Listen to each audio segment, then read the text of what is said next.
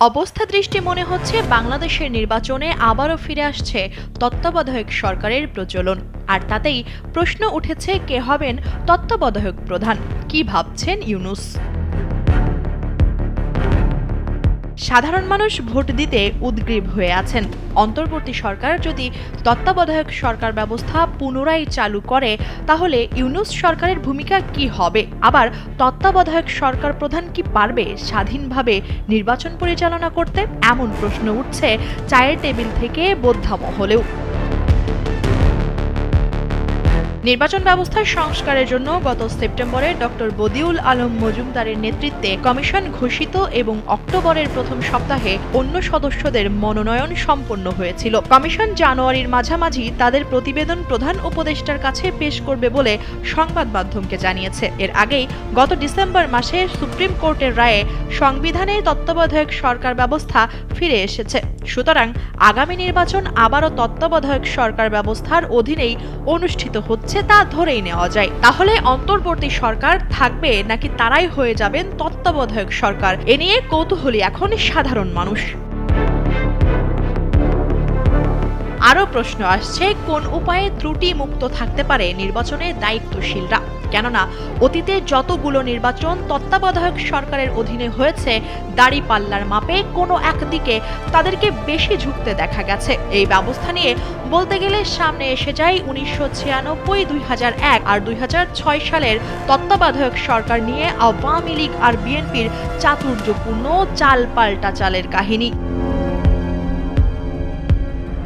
1996 সালে বিচারপতি হাবিবুর রহমানের নেতৃত্বাধীন তত্ত্বাবধায়ক সরকারের মেয়াদে দেখা গিয়েছিল সাংবিধানিকভাবেই রাষ্ট্রপতিকে অসীম ক্ষমতার অধিকারী করে ফেলা হয়েছে, যার মারাত্মক কুফল জাতিকে বিপদে ফেলেছিল অন্তত দুবার। প্রথম ঘটনায় দুজন জ্যেষ্ঠ সেনা কর্মকর্তাকে বাধ্যতামূলক অবসর দেওয়া নিয়ে রাষ্ট্রপতি আব্দুর রহমান বিশ্বাস এবং সেনাবাহিনী প্রধান আবু সালেহ মোহাম্মদ নাসিমের মধ্যে বিরোধ ও বিদ্রোহের আশঙ্কা দেখা দেয়।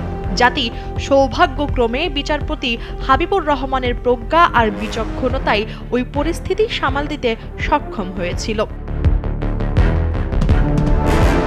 ঘটনা 2, 1996 সালের জুনের নির্বাচনে সংখ্যাগরিষ্ঠতার কাছাকাছি গিয়েছিল আওয়ামী লীগ। ধারণা করা হয়েছিল রাষ্ট্রপতির আমন্ত্রণ পেলে ছোট কয়েকটি দলের সমর্থন নিয়ে জোট সরকার গঠন করা সম্ভব হবে। কিন্তু নির্বাচনী ফল ঘোষণার এক সপ্তাহ পেরিয়ে গেলেও রাষ্ট্রপতি আওয়ামী লীগ সরকারকে সরকার গঠনের আমন্ত্রণ না জানানোর ভয়ানক রাজনৈতিক সংকট সৃষ্টি হয়েছিল। কয়েকজন বিদেশি রাষ্ট্রদূতের সহায়তায় উপদেষ্টা পরিষদের কয়েকজন সদস্য অবশ্য সেই সংকট কাটাতেও সক্ষম হয়েছিলেন। 2001 সালের ফেব্রুয়ারি মাসে হজ পালন করতে গিয়ে মদিনা নগরীতে অবস্থানকালে তৎকালীন প্রধানমন্ত্রী শেখ হাসিনা মেয়াদ পূর্তির 6 মাস আগেই নির্বাচনের ঘোষণা দিয়ে বসেন, কিন্তু দেশে ফিরেই সেই ঘোষণা থেকে তিনি সরে যান। ধারণা করা হয় মার্চে নির্বাচন দিলে সেই সময়ের সদ্য অবসরপ্রাপ্ত প্রধান বিচারপতি মোস্তফা কামাল এবং মার্চের পরে নির্বাচন দিলে লতিফুর রহমান তত্ত্বাবধায়ক সরকারের প্রধান হবেন। আওয়ামী লীগ তুলনামূলক দ্বিতীয় জনকেই অধিকতর নিরাপদ মনে করেছিল, কিন্তু দেখা গেল নির্বাচন পিছিয়ে যাওয়ায় বিচারপতি লতিফুর রহমান যখন নিশ্চিত হয়ে গেলেন তিনিই হচ্ছেন পরবর্তী প্রধান উপদেষ্টা, তখন ক্ষমতা গ্রহণের মাসখানেক আগেই কথিত হোমওয়ার্ক শুরু করে দেন। অভিযোগ রয়েছে শপথ নেওয়ার রাতেই তিনি আওয়ামী লীগের সাজানো মাঠ প্রশাসনে রদবদল আর গণবদলির মাধ্যমে ভিন্ন কিছুর ইঙ্গিত দেন। তারপরও আওয়ামী লীগ ইলেকশন ইঞ্জিনিয়ারিং করতে চেয়েছিল ঠিকই, কিন্তু 2001 সালের তত্ত্বাবধায়ক সরকার যেভাবে 1.5 শতাধিক কর্মকর্তাকে বদলি করে সেটাও লেভেল প্লেয়িং ফিল্ড প্রতিষ্ঠার অন্তরায় হয়ে দাঁড়ায় বলে মন্তব্য করেছিলেন রাজনৈতিক বিশ্লেষকরা।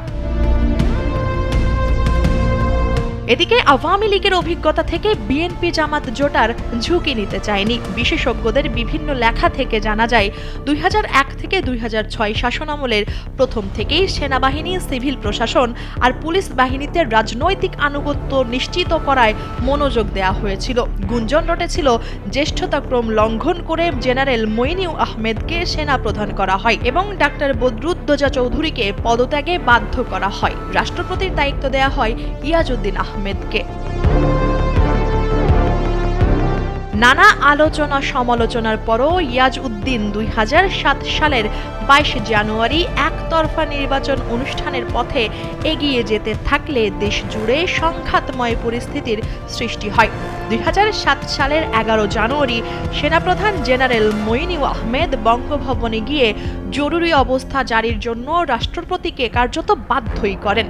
পরদিন 12 জানুয়ারি ডক্টর ফখরুদ্দিন আহমেদের নেতৃত্বে গঠিত হয় আরেকটি তত্ত্বাবধায়ক সরকার। মিডিয়ায় যেটা 111 সরকার নামে পরিচিতি পায়। দৃশ্যত আরও দীর্ঘ সময় শাসনের আকাঙ্ক্ষা থাকলেও রাজনৈতিক দলগুলোর আন্দোলনের মুখে 3 মাসের জায়গায় প্রায় 2 বছর ক্ষমতায় থেকে 2008 সালের ডিসেম্বরে নির্বাচন দিতে বাধ্য হয়েছিল 111 সরকার।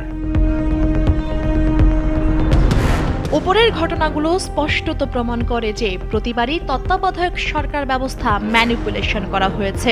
এমনকি ওই ব্যবস্থা বাতিল নিয়েও প্রশ্ন ছিল সাধারণ জনগণের মনে। 2010 সালে সুপ্রিম কোর্ট 3/4 সংখ্যাগরিষ্ঠ বিচারপতিদের রায়ে ঘোষণা করেন অনির্বাচিত তত্ত্বাবধায়ক সরকার অসাংবিধানিক, কিন্তু প্রয়োজনে আরও 2টো নির্বাচন ওই ব্যবস্থায় হতে পারে।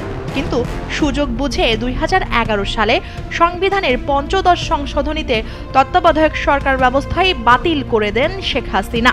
ফলে 2014, 2018 আর 2024 সালের 3টি নির্বাচনই একতরফা প্রহসনের নির্বাচনে পর্যবসিত হয়।